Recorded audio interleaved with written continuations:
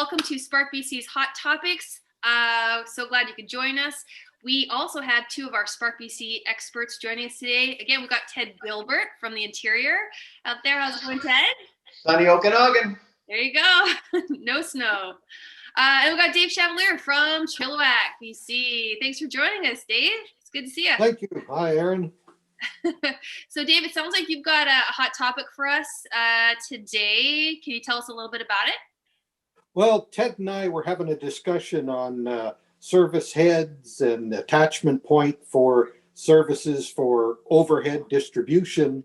Mm-hmm. And maybe we can find a photo to illustrate what it is we were talking about. Ted, got it right here, Dave. Got it right here, buddy.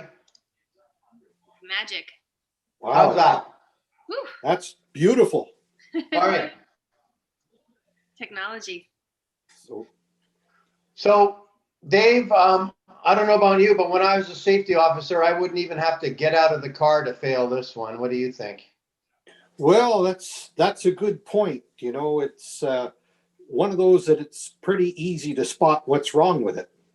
Yeah.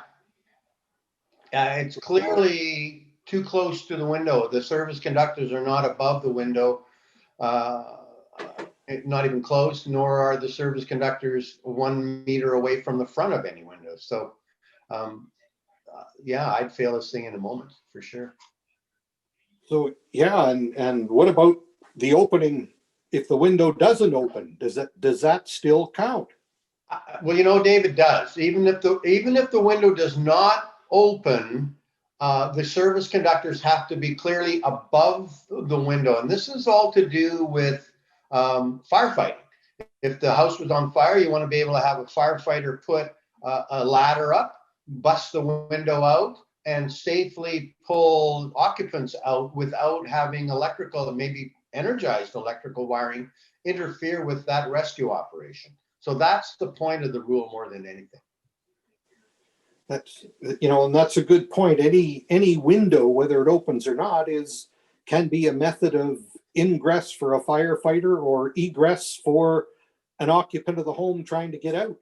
Yeah, absolutely. Absolutely. This service should have been, I would have put another 45 or a little bit less on. I would have carried the service up here somewhere, right where my end of my arrow is, so that it was well above the window. The drip loops would be well above the window, and then it would be compliant. No, this guy went to a lot of work and did a fairly good job from what I can see of it, except we can't pass it. He didn't follow the rules in section 6. So over to you, Dave. Any last thoughts on this one?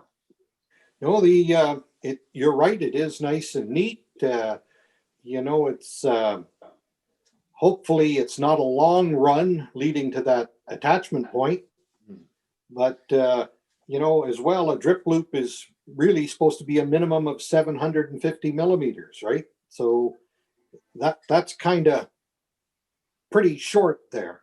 Well, as I read the rule though, Dave, and maybe we can get some comments from our viewers, the rule says that 750 millimeters have to be left for drip loops, but I think, in my opinion, that's so that the utility has enough to work with, and they'll shorten them up to whatever length they want them at. That's how I've kind of always read it. Yeah, that's a good point. Yeah. So I think that's it, Aaron. Let me stop sharing. We'll hand this back to you. Maybe you can let our viewers know how that they can make further comments on what they think of this. Absolutely. So you guys can always email us at info@sparkbc.ca. We'd love to hear from you. If you have any photos or videos or questions of your own, you can always send those into us as well. They might become a hot topic. You never know. You can also comment down below. And lastly, you can join us on our brand new SparkBC community on our website at sparkbc.ca. You can join as a member there and see all the different hot topics, as well as a whole bunch of other postings and questions and answers from our SparkBC experts like Ted and Dave here. So thanks again, guys, for joining us. Really appreciate you being on the line and sharing all of your expertise with our viewers out there. So thanks, guys, and we'll see you soon. All right, Aaron. See you, Dave. Talk to you later. Thank you. You bet. Bye for now. Bye.